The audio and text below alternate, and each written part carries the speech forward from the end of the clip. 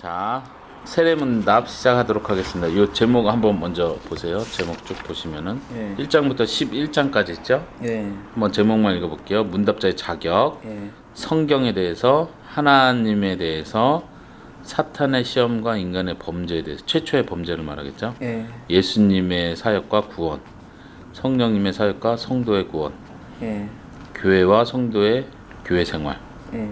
그 다음에 종말과 재림, 세례 성찬, 그 다음에 성경 교육, 성경 공부에 대한 거요. 그 다음에 선교 사업에 대한 거. 그 다음에 암송하고 믿고 지켜야 할 내용. 마지막 이렇게 하고. 그러니까 앞에서 우리 학습 문답 할 때하고 비슷한 패턴이라고 생각하시면 돼요. 조금 더 자세하게 간다 생각하시면 되고. 예. 형제님하고 교리 문답 공부를 했기 때문에 어렵진 않을까. 이번에도 좀 제가 쭉 설명하는 식으로 하고 예. 질문은 나중에 따로 예. 받는 걸로요. 예. 자, 제1장 세례 입교 문답자의 자격. 1. 세례를 받을 수 있는 자격은 무엇입니까? 1. 학습을 받은 후 6개월 이상 교회에 잘 출석하고 네. 2. 2.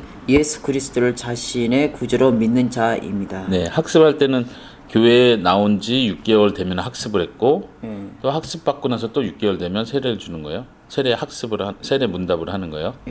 그러니까 최소한 1년 정도는 교회 꾸준히 나온 사람에게 세례를 준다는 거죠. 이제 병우 형제님도 1년 넘었죠? 훨씬 넘었죠? 예. 네. 이제 이 개월수 자체가 중요한 건 아니고 2번이 더 중요하죠. 예수 그리스도를 자신의 구주로 믿는 사람. 예.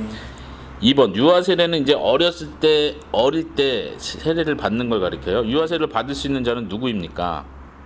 부모 중 한 편이라도 세례를 받은 자의 자녀로서 만 2세 이하의 아이입니다. 네, 만 2세 이하의 아이일 때 유아 세례를 준다. 부모 유아 두 세례를 분 줄 중에 수 한 있다. 분이라도 세례를 받은 자에 한해서 만 네. 2세 이하입니다. 그렇죠. 필요하시면 이거 뭐 적으시고. 예. 3번 입교 문답을 받을 수 있는 자는 누구입니까? 1. 유아 세례를 받은 자로서 예. 2. 만 10세 이상이 되어 스스로 신앙을 고백하는 자입니다. 네, 유아 세례를 받고 나서 이제 그 어릴 때 받은 거잖아요. 아기 네, 때, 만 네. 2세 이하 때 받았는데 네. 이제 만 14세 이상이 돼서 세례 받을 수 있는 나이라고 했잖아요. 네. 만 10세 이상이 됐을 때 이 사람은 다시 두 번째 세례를 받는 게 아니고 네. 그냥 입교 문답이라고 해서 이제 진짜로 믿습니까를 사람들 앞에서 확인하는 거예요. 예. 그러면 이제 세례 받은 사람과 똑같이 대우해 주는 거죠. 예. 그래서 이제 세례는 1년에 평생에 한 번만 받는다. 그리고 유아 때 어릴 때 세례 받은 사람은 만 14세 이상이 됐을 때 스스로 이제 내 스스로 하나님 믿습니다라는 고백을 사람들 앞에서 하는 거예요. 그거를 입교 문답이라고 해요. 이제 형제님은 입교 문답이 아니라 세례 문답이 되는 거죠. 예. 네, 2장으로 넘어갑니다. 성경에 대해서 우리는 어떻게 하나님을 알 수 있습니까? 1. 하나님이 창조하신 자연 일반 계시 예, 일반 계시와 그 다음에 계속 2번. 시는 시편인가요? 네네, 그건 넘어가고요. 예. 성경 구절 넘어가고 예. 2번. 이 하나님의 말씀인 성경으로 알 수 있습니다. 네, 자연으로 알 수 있고 성경으로 알 수 있어요. 자연은 일반 계시라고 지금 표현한 거고요. 그리고 성경은 특별히 하나님께서 주신 계시다 해서 특별 계시라는 표현을 써요. 성경은 특별 계시다. 네, 그러면 자연 계시라는 것은 태어날 때 아까 말한 거 아니요, 그거 상관없어요. 자연을 통해서 하나님이 어떤 분이신지를 계시해 준다 해서 자연 계시. 이해가 일반 안 계시. 가는데요. 말씀이 성경 계시로 해갖고 하는 네. 거 성경을 갖다 하나님 알 수 있다는 거 이거는 알겠는데 네, 자연 계시란 말은 또 뭔 말일까요? 하나님이 창조하신 자연을 보고 안다는 거예요. 네네네. 자연을 보고 하나님이 어떤 분인지를 어느 정도 알 수 있다는 거죠. 그러면 어느 쉽게 정도. 말하면 우리 바깥에서 처음에 하나님 몰랐을 때 하늘을 딱 보고 나서 하늘 맑게 보고 와 이거 하늘이 만들었는가 보다 진짜 좋다 이렇게 말한 거 그거 말한 거예요. 그런 거죠. 어느 정도는 신이 존재한다. 창조자가 있다. 이런 거를 자연을 통해서 우리는 느낄 수 있다는 거죠. 예. 자연을 통해서 신이 있다는 것을 느끼면은 네. 자연 것이고 예. 말씀인 성경을 통해서 알게 되면 이게 특별 계시란 네. 말이에요. 그런데 이제 특별 계시는 왜 특별하냐? 예. 구원에 대해서 구체적으로 말해준다는 거예요. 자연을 아무리 본다 해서 이 자연을 보니까 예수님이 내 죄를 위해 죽었나 보다 이렇게 알 수는 없어요. 그렇죠? 예. 하나님의 위대함을 느낄 수는 있지만 구체적인 구원의 방법을 알 수는 없다. 방법은 성경을 통해서만 알 수 있다. 예. 그래서 이제 성경에 대해서 배우는 거예요. 5번 성경은 무엇입니까? 성령의 감동으로 기록된 하나님의 정확하고 오류가 없는 말씀입니다. 네. 6. 구약을 크게 나누면 어떻게 구분합니까? 가로는 읽지 마시고요. 예, 크게 율법서, 2. 역사서, 넘겨서 3. 세 번째는 시가서, 네 번째는 선지서. 예, 이제 성경 구약과 신약을 나누어지는데 예, 구약은 총 39권이에요. 예, 39권을 이렇게 나눌 수 있어요. 네 가지로 분류한 거예요. 율법서는 5개, 창세기, 출애굽기, 레위기, 민수기, 신명기 순서대로. 예, 그다음에 역사서는 이스라엘의 역사를 보여준다고 해서 역사서라고 해요. 그게 순서대로 에스더까지. 그다음에 시가서는 한번 적어보죠. 시가는 우리가 시를 짓는다 할 때 시, 노래할 때 가무할 때 가짜예요. 그래서 시가 하면은 노래와 시들을 쓴 책들을 이 5권을 시가서라고 표현해요. 시편 예. 대표적이죠. 예, 예, 전도서, 아가서도 다 시적인 표현으로 글을 쓴 거예요. 그래서 시가서라고 표현해요. 선지서는 그 다음에 선지서는 나머지 지금 나오는 선지서는 많잖아요. 예. 다 선지자 이름들을 가지고 선지서로 한 거예요. 선지자 이름. 예, 다 선지자 이름들이요. 이사야, 예레미야, 에스겔, 다니엘, 호세아, 요엘, 아모스, 오바다, 요나, 미가, 나와, 하박국, 스바냐, 학개, 스그레, 말라기 다 선지자 이름. 선지자들이 이제 역사 때마다 계속 나타나서 회개해라, 메시아가 올 것이다, 하나님께 돌아와라 이런 얘기를 계속 했었죠. 이렇게 크게 4가지로 구분된다는 거 기억하시고 다시 한번 율법서, 역사서, 그다음 시가서, 선지서 이렇게 크게 4가지. 이제 우리가 주일 오후에 이제 8월 말 9월부터 배운다고 했잖아요. 성경 전체에 대한 얘기. 그때도 이걸 한번 다시 얘기할 거예요. 율법서는 네. 창세기, 출애굽기, 레위기, 민수기, 신명기 있잖아요. 네, 신명기까지. 이거는 율법인데 하나님의 율법인가요? 그렇죠. 율법을 중심으로 썼다 해서 율법서라고 표현해요. 하나님의 법인 율법서를 갖다 네. 서 예. 보통은 모세 오경이라고도 말하고요. 모세가 모세 쓴 5개의 성경, 그래서 모세 오경이라고 써요. 예. 그런 거군요. 이게 이제 구약을 구분하는 거고 4가지로. 4개로 구분하는 네. 거예요. 신약도 4가지로 구분돼요. 한번 보세요. 7번. 신약을 크게 나누면 어떻게 구분합니까? 1. 사복음서. 우리가 배우려고 했다가 예. 지금 잠깐 예, 복음서 4가지를 말하죠. 그다음 역사서. 역사서는 한 권, 사도행전. 그다음 서신서. 예. 서신서는 편지인가요? 예, 편지를 말할 때 서신이라고 하죠. 지금 거기 나온 모든 것들이 예, 지금 로마서고 사도 바울을 비롯해서 예수님의 제자를 쓴 편지예요. 그래서 서신서라고 하고. 여기 빌립보서도 있고 막 그러길래요. 그쵸. 혹시 하시나 했는데 예, 그 뒤에 무슨 서 다 이렇게 끝나잖아요. 그게 예. 지금 편지라는 뜻이고요. 예. 그다음에 4번째는 예언서입니다. 예, 예언서도 요한계시록. 요한계시록 한 권. 네. 이렇게 나눠집니다. 예. 이제 큰 틀만 하고 넘어가는 거예요. 우리 이제 주일 오후에 계속 배울 때 성경 개관할 때 좀 더 자세하게 배울 수 있습니다. 자, 넘어가서 3번 하나님에 대해서입니다. 하나님의 사역과 속성. 속성이란 말은 하나님의 성품 이렇게도 말할 수 있어요. 예. 하나님의 성품이 무엇인가? 하나님의 속성이 무엇인가? 8번 하나님은 누구십니까? 하나님은 영이시며 창조주와 구속주이시며 심판주이십니다. 예, 여기서 구속주라는 말 이해하시죠? 창조주이신 하나님이시고 구속주란 것은 우리 예수님을 말하는 것일까요? 아니 그렇게 나누는 게 아니라 세 분 하나님이 다 창조주시고 구속주시고 심판주시다 이렇게. 세 분 하나님을 그렇게 말하는 지금 여기서는 하나님 전체를 말하는 거예요. 삼위 하나님 예, 전체를 삼위 하나님이 다 구속주이시고 그런 의미에서 삼위 하나님이 다 심판주가 되신다 이렇게 말할 수 있어요. 이렇게 해야 됩니다. 네, 구속주라는 건 구원하시는 주님이란 뜻이죠. 예. 따로 나눠서는 안 되고 네, 지금 창조주시고 여기서는 나누는 게 구속주시고 아니고. 심판주시라고. 예. 9번 하나님은 무엇을 창조하셨습니까? 천지와 만물을 그의 말씀으로 무에서부터 창조하셨습니다. 예. 하나님은 무엇을 창조했습니까? 천지와 만물을 창조했습니다. 그런데 말씀으로 창조했습니다. 그리고 아무것도 없는 것에서부터 만드셨습니다. 말 그대로 아무것도 없었다는 거예요. 하나님만 계셨던 거죠. 예. 10번 하나님은 사람을 지으신 후 무엇을 명령하셨습니까? 땅을 채우고 땅과 모든 생물을 다스리라고 하셨습니다. 네, 이것이 어떤 면에서는 큰 특권이라고 그랬죠. 생물을 다스릴 수 있는 특권을 준 거예요. 하나님이 왕이시고 하나님이 통치자인데 인간에게 다스릴 수 있는 권한을 준 거죠. 그러니까 하나님의 형상으로서 그 역할을 할 수 있도록 특권을 준 거죠. 11번 하나님은 만물을 어떻게 다스리십니까? 하나님의 선하신 뜻에 따라 그 지혜와 권능으로 하십니다. 네. 계속해서 11번 이해되시죠? 예. 선하신 뜻에 따라서 지혜와 권능으로 다스리십니다. 12번 하나님은 창세 전에 무엇을 예정하셨습니까? 예수 그리스도 안에서 우리를 택하시고 구원하기로 하셨습니다. 네, 예정했다. 미리 결정했다 이런 뜻이에요. 예정하셨다. 무엇을 결정했냐면 창세 전에 우리를 예수님 안에서 선택하셨다는 얘기예요. 그러니까 하나님은 처음부터 우리를 선택하셨다는 것은 그쵸. 알겠는데요. 네. 하나님이 창세 전 그러니까 네. 이 땅을 세우시기 전에 그쵸. 그러니까 아까 예, 그 창조 전. 무에서부터 창조하셨다고 이렇게 나와 있었잖아요. 네. 무에서부터 창조했다고 돼 있는데 그럼 무에서부터 창조하시기 그러니까 모든 것을 구상하고 완성한 것까지 다 하시고 나서 시작하셨다는데 네.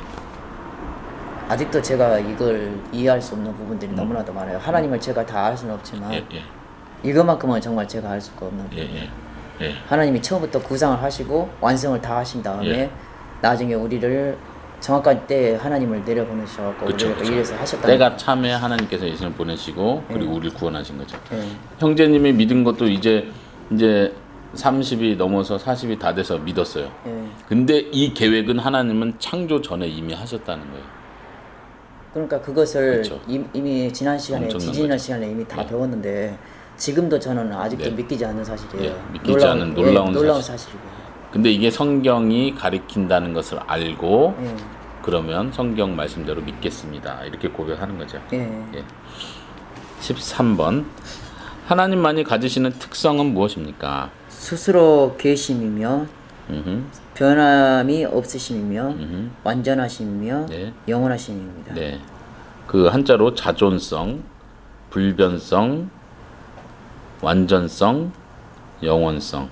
5번, 6번도 있죠? 5번 5번도 모든 것을 아십니다. 전지성, 예, 그리고 모든 것에 능하십니다. 예, 전능성. 이거는 이제 하나님만 가지는 특성이에요. 하나님만 가지는 특성이라는 건 다시 말해서 인간도 이렇게 할 수 있나요? 못한다는 뜻이에요. 예. 아무리 사람이 하나님 형상대로 만들고 하나님을 닮았다고 하지만 이거는 하나님만 가지는 하나님의 품성, 하나님의 속성. 아까 표현했었죠? 속성이라고도 할 수 있어요.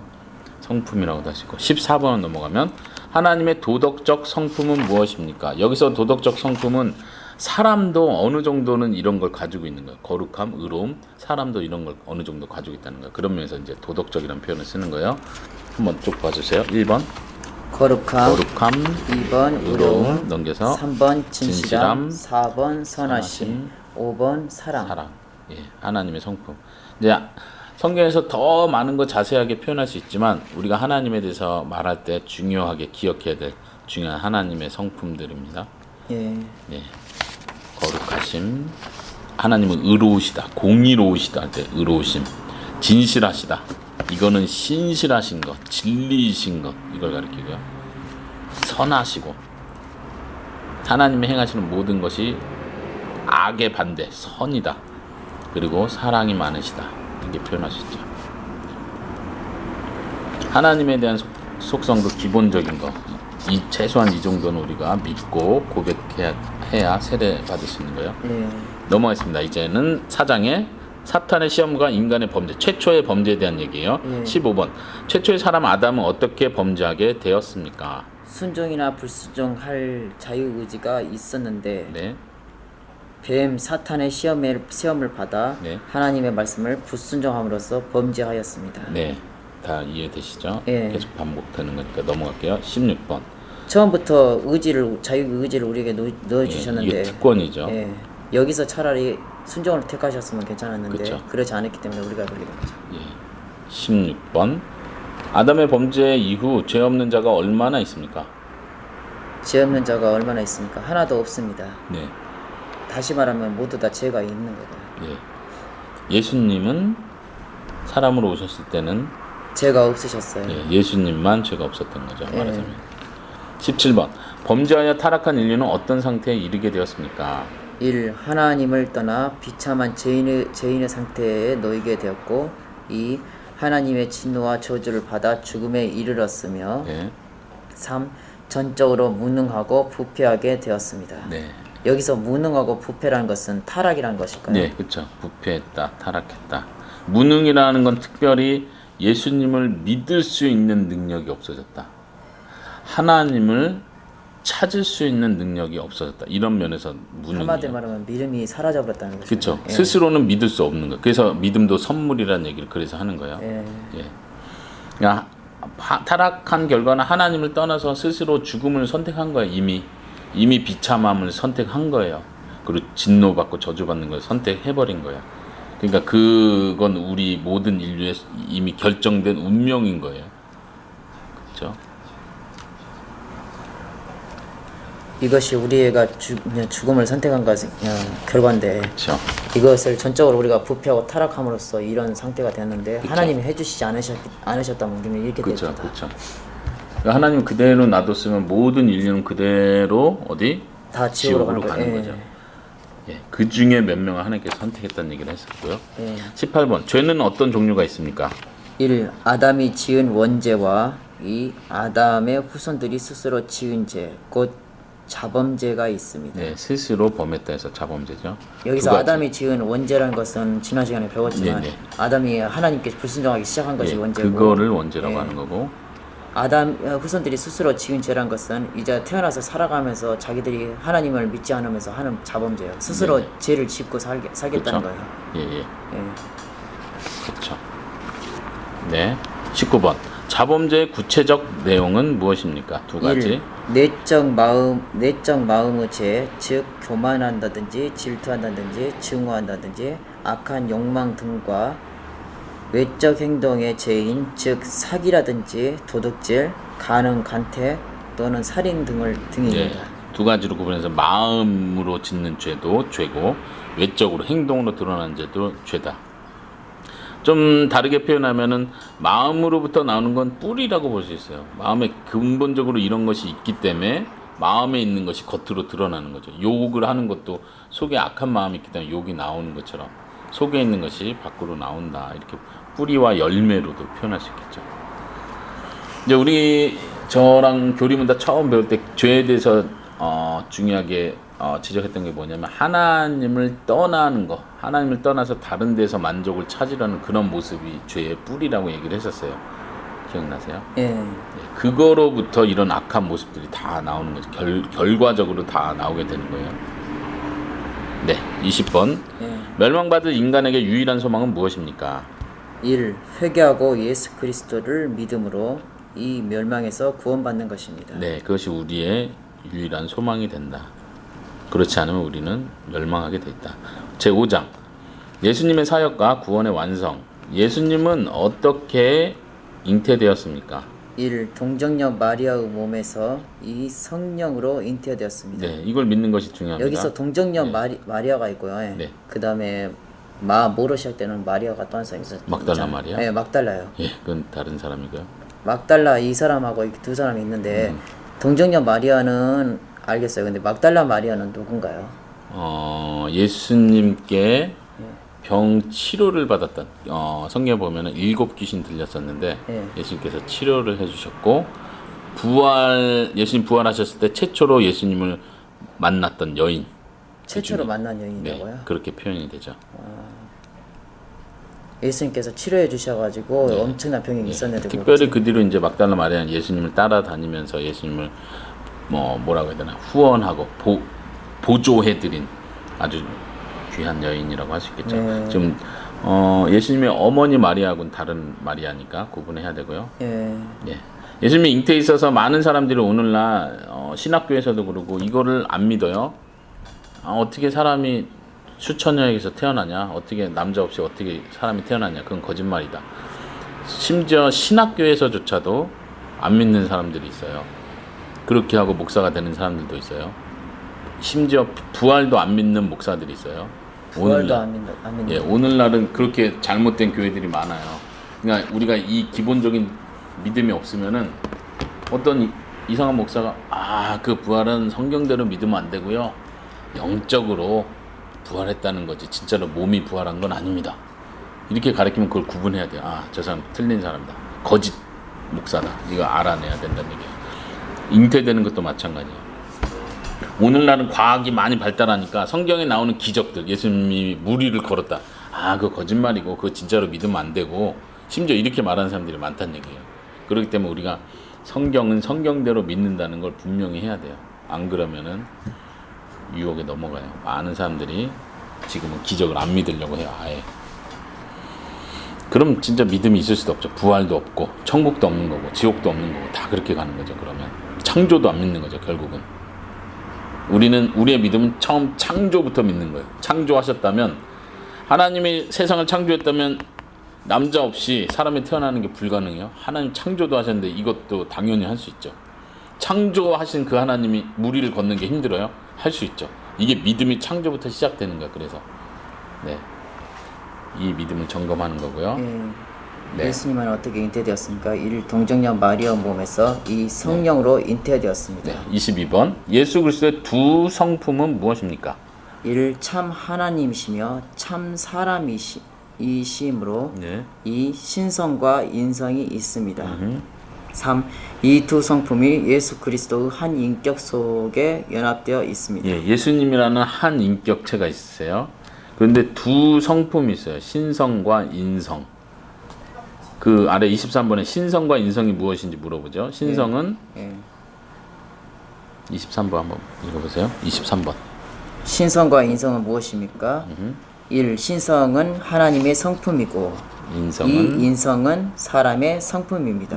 예수님께는 하나님의 성품과 사람의 성품이 그대로 있어요. 사람이시면서 동시에 하나님이시고 하나님이시면서 동시에 사람인 거예요. 그 이유를 알겠습니다. 이제 잘못 이해하는 이단들은 어떻게 생각하냐면 하나님이었는데 하나님 딱 포기하고 사람이 됐어요. 사람이어서 부활하면서 올라가면서 다시 하나님이 됐다. 이렇게 생각해. 이게 아니라는 얘기예요. 지금 이 땅에 내려오시면서 하나님이 내려오신 거예요. 그런데 사람과 똑같은 사람의 성품을 그대로 가지고 내려오신 거예요. 하나님이시면서 동시에 사람이었다. 그럼 지금 하늘에 올라가셨어요. 육체를 가지고 부활하셨으니까. 그럼 지금도 예수님은 사람이시면서 동시에 하나님이라는 얘기예요. 지금 우리가 이걸 믿는 거예요. 그래서 다시 재림한다 할 때 우리가 믿는 것은 예수님이 육체의 모습 그대로 내려오시는 거예요. 육체를 가지시고. 우리는 그걸 믿는 거예요. 24번. 그러면 하나님이시 아저씨 예수님께서는 처음에는 빛이고 하나님이셨지만 우리를 죄로부터 우리를 구원해 주시게 하기 위해서 내려올 때는 사람이 동정녀 마리아 몸을 통해서 성령의 도움으로 잉태되었을 때 사람이 되셨다고 하거든요. 완전한 사람, 우리와 똑같은 사람. 그래서 참 사람이라는 표현을 쓰는 거예요. 참 사람이에요. 우리와 똑같은 사람. 배고프고 힘들고 아프고 이런 면에서 우리와 똑같은 사람이었다 이 말이죠. 사람이 되셨다. 이것도 아주 중요한 믿음이에요. 예수님에 대해서 하여튼 오늘날 많은 신학자들, 목사들이 이걸 부인하려고 그래요. 이거 아니다, 틀리다. 예를 들면 여호와 증인이나 이단들은 예수님은 사람이었지 하나님은 아니었다 이렇게 말해요. 이단들은 여호와 증인 같은 경우. 그래서 나중에 부활하셔서 하늘로 올라가면서 하나님으로 변화됐다 이렇게 말을 해버려요. 틀린 거죠. 그런 걸 구분해야 된다. 24번 예수님의 인성이 우리와 다른 점은 무엇입니까? 1. 우리의 성품과 동일하나 2. 죄는 없으십니다. 이게 중요한 거죠. 죄는 없다. 우리와 다른 점은 죄가 없으시는 그렇죠. 25번요. 예수님의 12제자 이름은 무엇입니까? 쭉 읽어보세요. 베드로, 안드레, 야고보, 요한, 빌립, 바돌로메, 도마, 마테, 야고보, 다데오, 그다음 시몬, 가룟 유다. 가룟 유다. 예수님을 여기서 가룟 유다가 나중에 예수님 판 사람이고 배신한 12제자 나중에 이제 새로 한다는데 12번째 제자가 누구? 마띠아. 쌍디귿인가요? 아니요. 하나 디귿. 아니. 마티아. 디귿. 요거 마티아예요. D 맛 시옷 맛 시옷 마티아. 마티예요? T 글자예요. 아니요 마티아. 마티아예요? 예. 맛있다의 때 맛자 예, 먼저하고 예. 그다음에 마티아 이거인가요? 네네. 맛의 시옷의 디아 이거예요? 예. 예. 여가 12번째로 나중에 뽑힌다고요. 예. 사도행전 1장 26절 한번 적어보세요. 사도행전 1장 26. 26절 여기에 나와 있다고요. 네네. 그렇게 12제자고 나중에 사도 바울도 예수님의 사도로 인정을 받죠. 예수님께서 직접 사도 바울을 부르셨기 때문에. 사도 여기는 사도 바울 안 나와요. 예. 네. 사도라고 칭해지죠. 26번 넘어갑니다. 여기서는 바울이 나오지 않지만 사도 네. 바울은 나중에 예수님 부르신다. 예. 26번. 그러면 사도 바울이 12제자 나중에 이제 편입되는 사람인가요? 아니요, 그거하고는 상관없어요. 그러면요. 12제자는 여기서 이미 12제자로 완성된 거고 12제자 사도 바울은 하나님께서 예수님께서 특별히 또 이방인 전도를 위해 특별히 부른 사도라고 생각하시면 예수님께서 돼요. 나중에 부활하신 다음에 네, 사도 바울을 나중에 부른 거고 그렇죠. 마띠아는 하나님이 올라가시고 예수님께서 올라가시고 나서 나중에 뽑힌 거고요. 예, 그렇죠. 예. 네. 26번. 예수 그리스도의 세 가지 직분은 무엇입니까? 선지자의 직분, 제사장의 직분, 왕의 직분입니다. 네, 기억나시죠? 선지자, 제사장, 왕. 기억나세요? 여기서 선지자로서 직분을 알겠는데요. 네. 왕의 직분도 왕이시니까 네. 알겠고요. 그럼 제사장의 직분은 뭐예요? 제사장은 뭐예요? 제사장은 제물을 바치는 거, 양을 잡아서 죽이는 일을 해서 하나님께 올리는 거죠. 이게 제사장 역할이에요. 그러면 제사장 직분으로서는 하나님이 우리 예수님께서 자신의 몸을 그쵸 양의 제물로 양의 희생제물로 제물로 하셨기 때문에 그런 바쳤다. 거예요. 네, 이제 그 내용이 여기서 뒤에서 나와요. 네. 한번 읽어볼게요. 27번부터 예수님은 선지자의 직분을 어떻게 행하셨습니까? 1. 선지자로서 하나님의 뜻을 가르치고 2. 세상의 죄를 지적하며 죄를 지적하고 3. 하나님의 심판과 구원을 네, 선포하셨습니다. 심판과 구원을 선포. 이게 선지자가 하는 역할이에요. 구약의 선지자가 했던 역할을 예수님께서 이 일을 온전하게 하셨다는 얘기예요. 네. 선지자로서. 두 번째 28번은 제사장으로서 예수님은 제사장의 직분을 어떻게 행하셨습니까? 1. 영원한 대제사장으로 우리 죄를 위해 단번에 자기 몸을 화목제물로 네, 드리셨고 십자가에 죽으신 걸 말하는 이게 거죠. 화목제물이에요. 예. 그리고 지금도 우리를 위하여 항상 중보의 기도를 하십니다. 네, 거기 한번 성경 구절 밑에 있는 거 한번 같이 읽어보세요. 히브리서 9장 28절 먼저 읽어봐 주세요. 이와 같이 그리스도도 많은 사람의 죄를 담당하시려고 단번에 들이신 바 되셨고 구원에 이르게 하기 위하여 죄와 상관없이 자기를 바라는 자들에게 두 번째 나타나시리라. 네, 앞부분만 다시 보세요. 많은 사람의 죄를 담당하시려고 단번에 들이신 바 되셨다. 자신의 몸을 하나님께 드렸다 이 얘기죠. 예. 그리고 그 7장 25절 그 아래 중보 기도를 하십니다. 그게 나온 건데 한번 성경 구절 읽어봐 주세요. 7장 25절 히브리서 네. 그러므로 자기를 힘입어 하나님께 나아가는 자들을 온전히 구원하실 수 있으니 이는 그가 항상 살아 계셔서 그들을 위하여 간구하심이라. 네, 예수님을 말하는 거죠.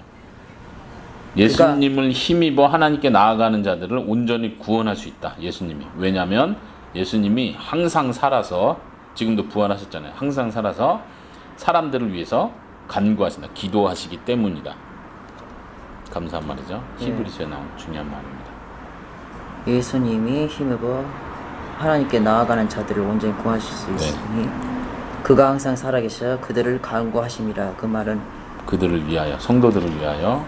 그들을 위하여 간구하심이라는 건 성도들을 위하여 그래서 그거를 중보의 기도라고 표현을 해요. 다른 사람을 위해서 대신 기도해 주는 거를 중보라는 표현을 써요. 중보의 기도. 예. 하나님께서 우리를 위해서 중보의 기도를 해주시는군요. 그렇죠. 지금요. 예. 그게 감사한 거죠. 그렇기 때문에 우리를 온전히 구원해 줄 수 있는 우리에게 알아서 이제 예수님 믿고 세례받으니까 이제 너가 알아서 예수님 잘 믿어야 돼. 이렇게 하면 우리는 중간에 포기할 수도 있고 끝까지 못 지킬 수도 있어요. 하지만 예수님이 지금도 우리를 위해서 계속 기도해 주신다는 얘기. 믿음을 잃지 않도록 끝까지. 베드로가 유혹을 당했을 때도 예수님이 3번 부인했을 때도 예수님 미리 말하기를 내가 너를 위해 기도했다. 성도들을 믿음이 위하여 떨어지지 않기 위해 기도했다. 이렇게 말씀하신 것처럼 이것이 우리에게 큰 위로가 되는 거예요. 30번 29번 29번이요? 예. 예수님은 왕의 직분을 어떻게 행하셨습니까? 세상을 다스리시고 보호하시며 이 모든 원수를 이기십니다. 네, 다스리시는 일, 보호하시는 지금도 그 일을 하시는 모든 원수를 네. 이미 이기셨고 앞으로도 그 이기심을 완성하실 것이다. 이렇게. 30번. 그리스도의 낮아지신 신분의 모습은 무엇입니까? 1. 성육신 예, 성육신은 뭐죠? 무슨 뜻인지 모르겠습니다. 예, 성육신은 하나님이 예. 육체를 입고 오셨다 해서 성육신이라는 표현을 써요. 아, 예. 거룩할 성자야. 거룩하신 하나님이 육신을 입으셨다. 그래서 성육신이라는 표현을 써요. 육신을 입으셨다고요. 예. 그러니까 이제 아이로 태어난 거, 이 땅에 오신 거를 성육신이라고 표현해요. 놀라운 들었어요. 일이죠. 하나님이 어떻게 사람으로 오시지? 이 놀라운 표현을 성육신이라고 말을 해요. 그다음에 2번. 율법에 순종하심. 네. 3번 고난 받으심. 4번은 십자가에 죽으심. 5번은 그리고 장사 되신 네. 분입니다. 이것이 예수님의 그리스도의 낮아지심이에요. 하나님이셨는데 이렇게 낮추셔서 하나님을 낮추셔서 여기까지 오셨기 때문에 우리가 구원을 받을 수 있게 된 거죠. 감사한 거죠. 이 낮아지셨다 이거를 어려운 말로 비하라고 하거든요. 한번 적어보세요. 비하여 예, 비하. 그리스도의 비하 이렇게 표현해요. 그리스도의 비하를 갖다 낮아지신 거라고요. 네네. 그리고 31번에 그리스도의 높아지심 이거를 승귀. 승귀요? 귀하다 할 때. 예. 승귀요. 예. 그리스도의 승귀, 높아지심 이렇게 표현합니다.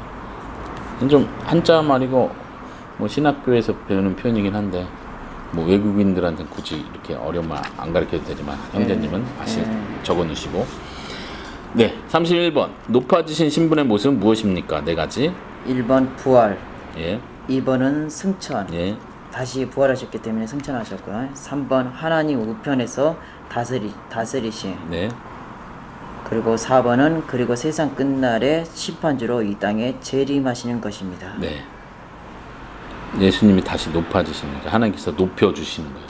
승천이란 말은 이해하시겠죠? 예. 32번. 예수님의 지상 사역을 기록한 책은 무엇입니까? 사복음서, 즉 마태복음, 마가복음, 누가복음, 요한복음입니다. 33번. 예수님은 어떻게 구원을 완성했습니까? 1. 성육신 하시고 2. 3년 동안 하나님 나라의 복음을 전하시고 네. 3. 율법에 순종하시고 네. 4. 십자가에 죽으시고 네. 5. 3일 만에 무덤에서 부활하시고 네. 6. 승천하심으로 완성하셨습니다. 네. 예수님이 처음 태어나신 것부터 시작해서 복음을 전파하시고 율법에 순종하면서 평생을 살아오신 것, 죽으신 것, 부활하신 거, 하늘로 올라가신 거, 이거 전체가 구원을 완성해줘. 우리의 구원을 위해서 하신 일이라는 거죠. 예, 이걸 우리는 그대로 믿습니다. 34번. 구원받은 성도들은 어떻게 살아야 합니까? 1. 예수를 위해 살고 2. 복음을 전하며 3. 말씀에 따라 살아야 합니다. 네. 그렇게 사시겠습니까? 예. 예수님을 위해 살고. 예수님을 위해 산다는 것은 성경책에서 나와 있는 대로 네. 고난을 그대로 받는 거잖아요, 이거는요. 네. 그거 복음을 전한다는 것은 제가 전할 수 있으면 한 사람이라도 더 그렇죠. 하나님 전도하는 알리는 거예요. 거고. 예, 전도하는 거고요. 그리고 말씀에 따라 살아야 한다는 것은 성경책을 말하는 거 아닐까요? 예, 순종하는 예, 거죠. 순종이요. 가르친 대로 순종하는 거.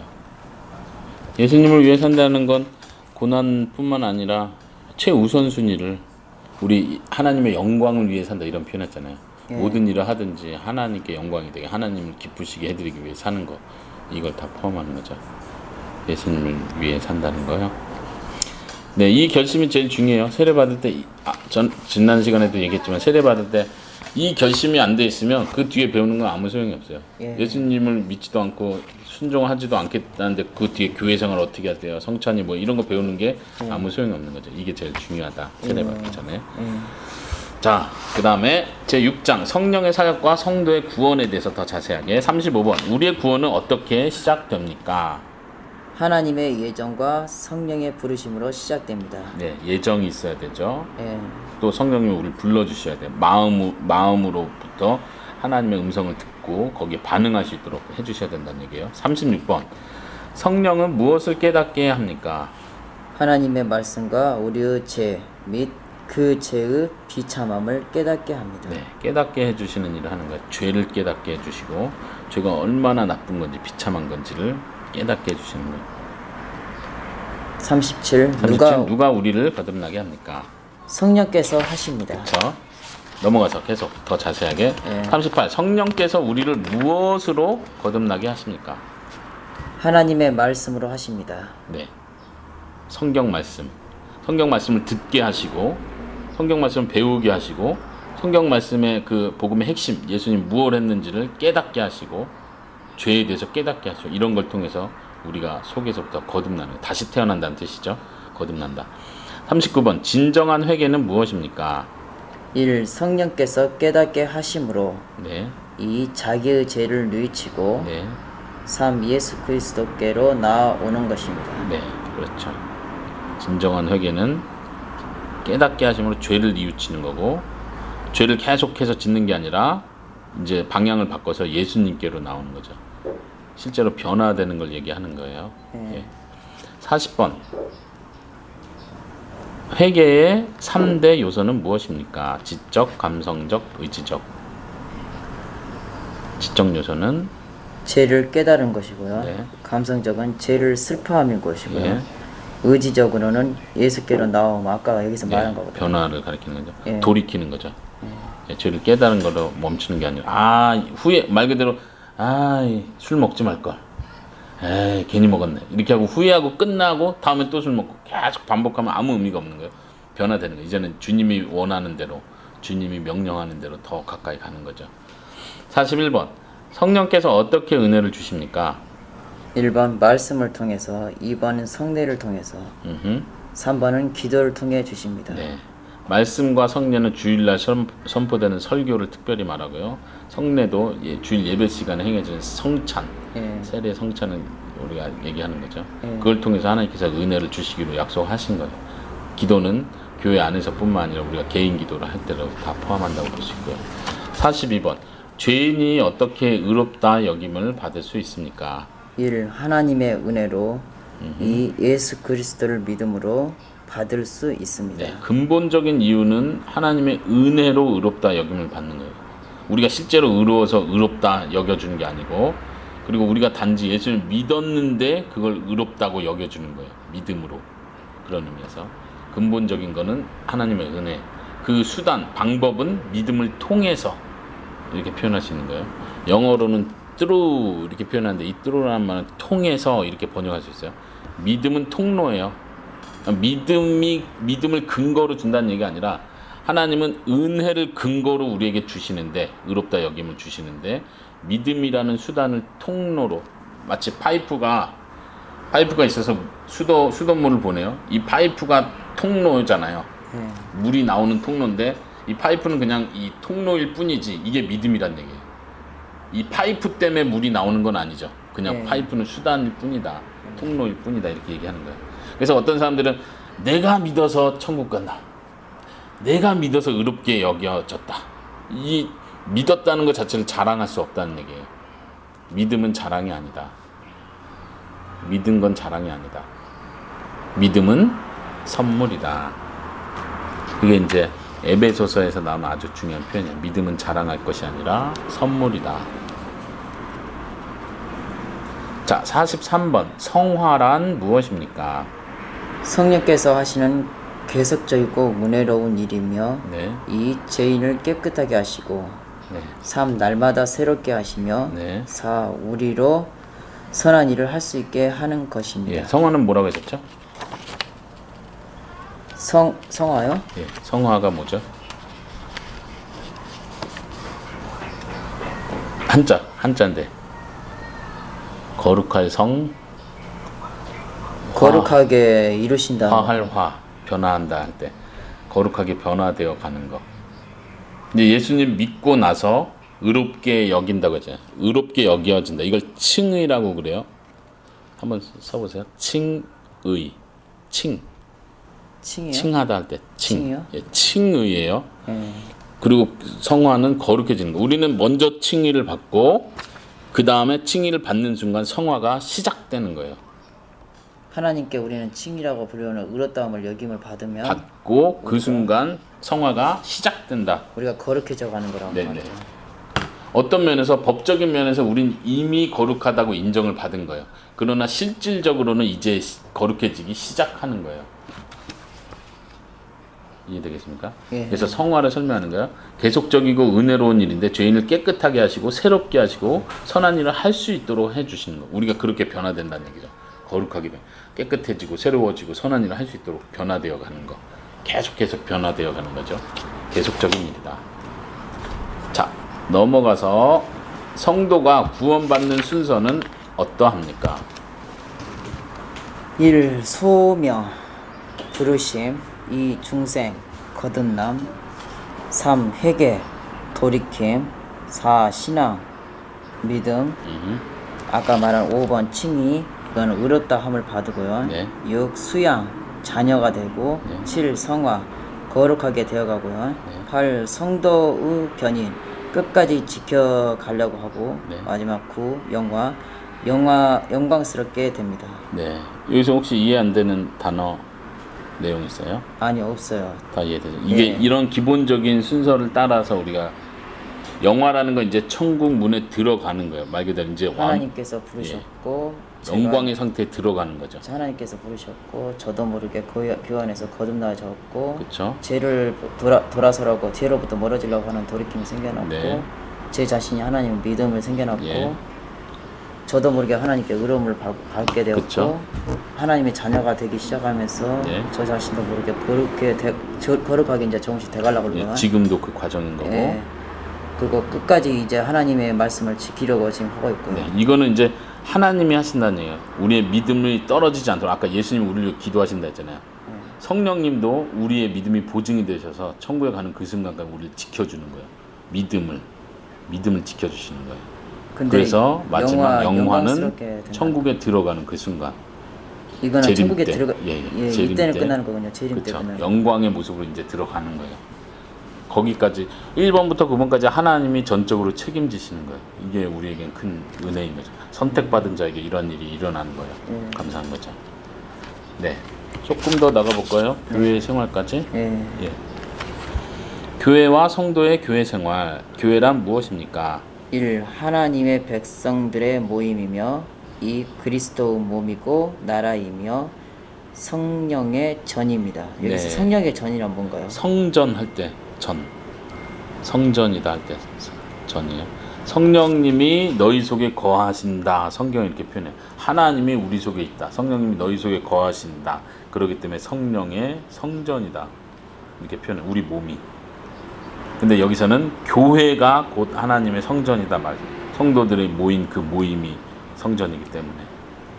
그리고 그리스도의 몸이고 하나님의 나라고 1번에 하나님의 백성들이 모인 것이고. 네. 46번이요. 예. 교회는 몇 개입니까? 1. 그리스도의 몸 된 교회는 하나입니다. 네. 그렇죠. 교회가 아무리 많이 있어도 하나님의 교회는 그렇죠. 무조건 예수님의 하나. 머리 대신 예수님이고 그 나머지는 다 예수님의 몸이 되는 거죠. 예. 2번. 2. 그리스도의 몸에 지체된 많은 교회들이 있습니다. 네, 지교회라는 표현을 써요. 예. 예. 지교회는 이 땅에 있는 지역에 있는 교회들, 그래서 지역교회라고도 표현하기도 하고요. 지역교회라고요? 예. 지역교회를 지교회라고 하는. 저 지교회들은 많이 있는 거죠. 실질적으로 이렇게 모임들이 있으니까요. 예. 그 다음에 넘어가세요. 47번. 지상교회와 천상교회는 무엇입니까? 1. 지상교회는 땅 위에서 구원을 이루어 가는 교회이며 지상교회는 땅 위에서 네. 구원을 이 이루어 땅 위에 있는 교회, 그래서 지상이에요. 예. 2. 천상교회는 하늘에서 승리의 찬송을 부르는 교회입니다. 천상교회는 누굴 가리키겠어요? 예수님 믿고 죽은 사람들, 하늘 나라에 올라간 사람들. 예. 그 사람들도 지금 죽어서 그냥 없는 상태가 아니라 하늘나라에서 하나님을 찬양하고 하나님과 함께한다고 했잖아요. 거기가 바로 천상교회다 말할 수 있다는 거예요. 그러면 이 천상교회는 혹시 네. 낙원에 지금 가 있는 그쵸, 그쵸. 아, 그들을 말하는 거예요? 그렇죠. 그들을 가리키는 거죠. 지상교회란 것은 지금 현실 네, 우리 이 땅에서 지구상위에 예, 교회들을 가리키는 거고. 무슨 말인지 알아들었습니다. 지상교회는 땅에서 구원을 이루어가는 교회이며 천상교회는 하늘에서 승리의 찬송을 부르는 교회. 그렇죠. 승리한 거죠 이미. 승리하였기 때문에 그쵸. 지상에서 이미 승리했기 때문에 승리의 찬송을 부르는 교회란 그렇죠. 말이군요. 그렇게 표현한 거고. 예. 3번.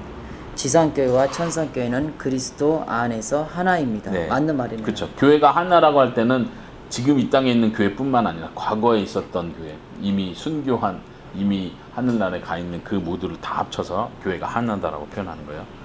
이 말 뜻을 방금 알아들으니까 네. 지상교회, 천상교회가 뭔 말인지 그렇죠. 알아듣겠어요. 지난번에 학습 문답할 때는 안 나왔었죠. 예. 새로운 거였고. 예. 48번은 유형교회와 무형교회. 이 유형교회, 무형교회는 또 뭔 보세요. 말이에요? 유형은 형태가 있다 이런 뜻이죠. 형태. 예, 물질이 형태. 무형은 형태가 없다 이런 뜻이에요. 예. 다른 말로 하면 보이는 교회와 보이지 보이지 않는 않는 교회. 교회. 예. 그거를 이렇게 표현할 수 있어요. 아. 보이는 교회, 보이지 않는 교회. 이거는 보이는 거고 네, 그렇죠. 이거는 보이지 않는 거구나. 네. 한번 읽어보세요. 1번. 유형교회는 참 신앙을 고백하는 자들과 그들의 자녀들의 공동체이고 네, 참 신앙을 고백하는 자들. 그다음 2번. 무형교회는 하나님의 택하심을 받은 성도들의 공동체입니다. 네. 무형교회는 안 보이는 교회라 했잖아요. 예. 누가 진짜 선택받았는지, 누가 진짜 마지막 천국까지 가는지 우리는 몰라요. 그렇기 때문에 우리는 보이지 않는 교회라고 표현하는 거죠. 그러나 보이는 교회는 최소한 그들의 입술로 나는 예수를 믿습니다. 나는 진심으로 예수를 믿습니다. 세례받을 때 고백하는 것처럼 참 신앙을 고백하는 자들은 어쨌든 다 유형교회 안에 우리가 묻는 거예요. 눈에 보이는 거죠. 그걸 그렇지만 유형교회 안에 있는 사람이 다 무형교회에 속합니까? 그건 아니죠. 아니라는 얘기죠. 예. 그래서 나중에 하나님은 여기 보이지 않는 무형교회에 있는 사람들만 나중에 들어간다고 했습니다. 그렇죠. 49번. 교회의 외적 특징 혹은 표지 세 가지는 무엇입니까? 1. 말씀의 바른 전파. 네. 말씀의 바른 전파. 네. 2. 성례의 바른 집행. 네. 3. 권징의 바른 시행입니다. 네, 세 가지. 이건 좀 중요해요. 한번 별표 치시고요. 네. 거의 특징 표지라고 했는데 네. 다른 말로 하면 만약 오병희 형제가 나중에 다른 교회를 가, 이제 멀리 이사를 가서 다른 교회를 찾아야 돼. 예. 이 교회가 진짜 바른 교회인지 아닌 교회인지를 구분할 수 있는 방법 세 가지예요. 세 가지라고요? 예, 진짜 교회인지 아닌지를 구분할 수 있는 방법 세 가지. 첫째, 예. 설교, 바른 말씀이 전파되고 있는지를 먼저 봐야 돼요. 설교예요, 이거는. 성경 말씀을 제대로 가르치고 있는지, 예. 제대로 설교하고 있는지 첫째 봐야 돼요. 두 번째는 예. 성례, 세례와 성찬을 바르게 시행하고 있는지. 세례도 막 그냥 대충 줘버리고 성찬도 별 의미 없이 그냥 하고 아니면 아예 안 한다든가 이러면은 그건 교회가 아니에요. 왜냐면 세례와 성찬 예수님이 세례를 주라 명령했고 이것을 기념해라 명령했는데 명령한 거 안 하면 안 되죠. 그렇기 때문에 중요한 거예요. 세 번째는 권징. 권징 기억나세요? 징계라고도 표현했었고 세 번째 혹은 훈육이라고도 했었죠. 훈육. 예. 예. 예, 교회 안에 죄 지은 사람, 잘못된 사람은 혼내는 일이 있어야 돼, 교회 안에. 왜냐하면 교회는 깨끗해야 되기 때문에. 근데 어떤 교회는 보니까 뭐 돈 문제가 있어도 그냥 눈 감아주고 막 쉽게 이혼하고 또 재혼하고 이래도 목사님 눈 감아줘. 왜냐면 저 장로님은 돈을 많이 내는 장로님이야. 그러니까 혼내면 안 돼. 이런 거는 교회가 아닌 거예요. 그런 교회는 가면 안 된다. 잘못된 교회다. 징계가 사라진 교회는 잘못된 교회라는 거 우리가 알게 돼요. 그러니까 모든 기준은 성경이에요. 성경대로 그 교회가 움직이고 있는지를 봐야 된다는 거예요. 이게 교회의 표지고 참된 교회를 찾는 세 가지 방법이다. 네, 기억하시면 좋겠습니다. 예. 50번에 권징에 대해서, 징계에 대해서 나오네요. 교회는 왜 권징을 시행해야 합니까? 교회의 거룩성을 유지하고 예. 거룩성을 유지하고 향상시키기 위해서입니다. 네, 교회의 거룩성. 교회는 거룩한 교회여야 합니다.